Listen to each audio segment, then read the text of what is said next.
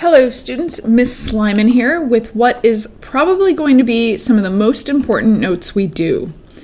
So you're always going to have your calculator, and knowing how to use it well is key. So if we're looking to solve equations with our calculator, there's 3 different methods that you can use. And I'm going to show you all 3. So let's start by thinking of a pretty complicated equation. Maybe we have I'm going to go with 3.1 times x minus 1.7 minus 2.2 equals 3 plus, let's make it 0.2x, whoops, 0.2x minus 4.17. So there are 3 different ways to do this, like I said. The first is what I'm going to talk about in this video. So we can graph 2 different equations and look for the point of intersection. So in this method, what we do is we set y1 equal to the left side of the equal sign. We set y2 equal to the right side. So I'm going to get rid of that of equals because it looks a little confusing.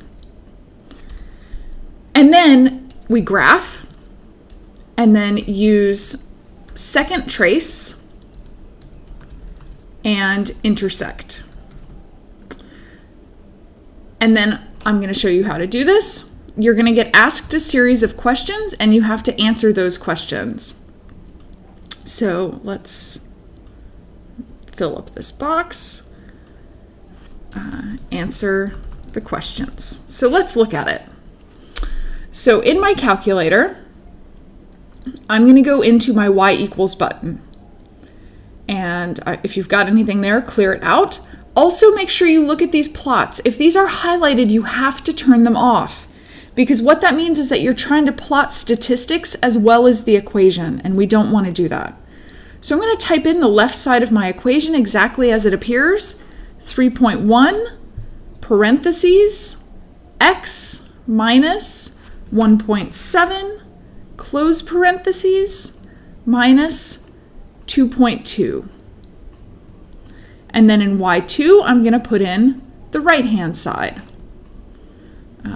Let's move this down here. Parentheses 3 plus 0.2x.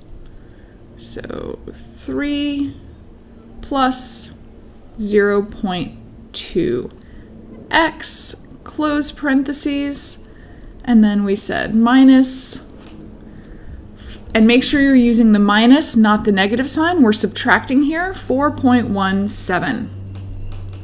Now I don't know what this is going to look like, so I'm going to look at my zoom and just start with a standard window. That goes -10 to 10, so I'm going to push 6 for a standard window. And there's my left side, and there's my right side. So it looked like my standard window looked pretty good. And if I look at the bigger version of this, so my equation only has x's in it, so I'm looking for this x value. And this x value looks like it's maybe around 2. It looks like it's just a little bit bigger than 2. So use second trace and find the intersect. So second trace. Intersect is number 5.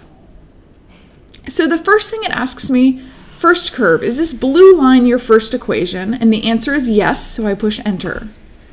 Is the second curve your red line? My answer is yes, so I'm going to push enter. And my guess was that it was about 2, maybe a little bit bigger, so I'm going to guess 2.1, and I just type that in. And here's my point of intersection to 3 significant figures. My x value is 2.17. So let's see if I can drag this over. Great. So 2.17, and that was using the intersect method.